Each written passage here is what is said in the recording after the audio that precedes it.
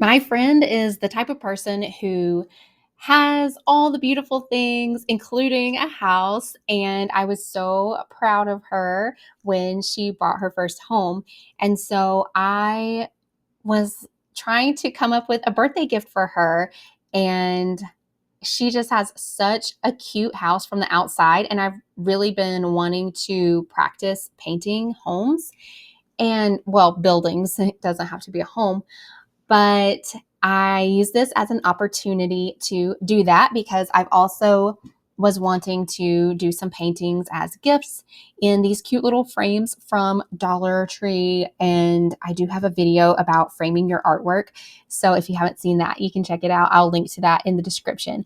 So anyway, if you're looking for a unique gift for someone, then maybe this will help you see that it's not as intimidating, or that maybe you can give it a try to paint their home. And I've also heard of a lot of realtors doing this where they give it to their clients. But here we go. I started out with trying the dot method that I had seen someone else do. I'll try to find that and put the link in it to help support them because I appreciate them sharing this. And I mean, I think it had lots of views anyway, but I do like to support other artists as well on this channel. Basically, it was putting dots down to kind of figure out the placement of how far things are away from each other in relation to one another. So this was, I think I had tried using the dot method one other time, and I do think it was helpful for this,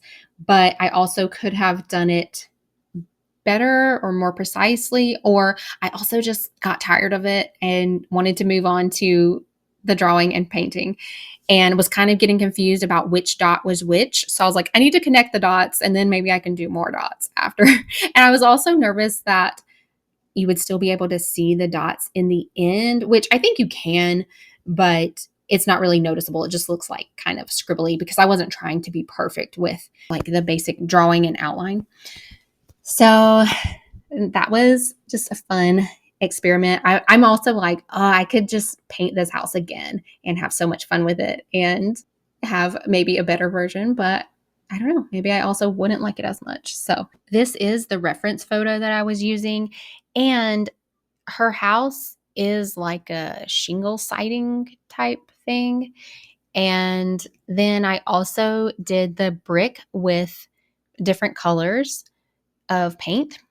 And the wreath, I kind of messed up because I was first doing it like it was in the picture, and then I decided I wanted to do a circular wreath, but I had already done the pin marks.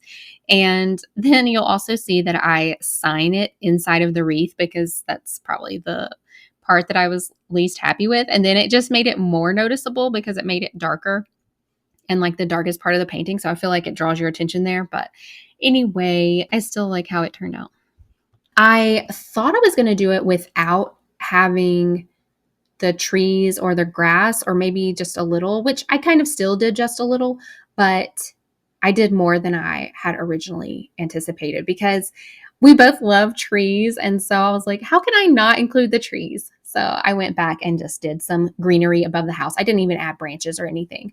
Let me know what you think. Are you going to try to paint your own house or someone else's, or just some type of architectural painting? I would love to hear if you give it a try. Thanks for watching.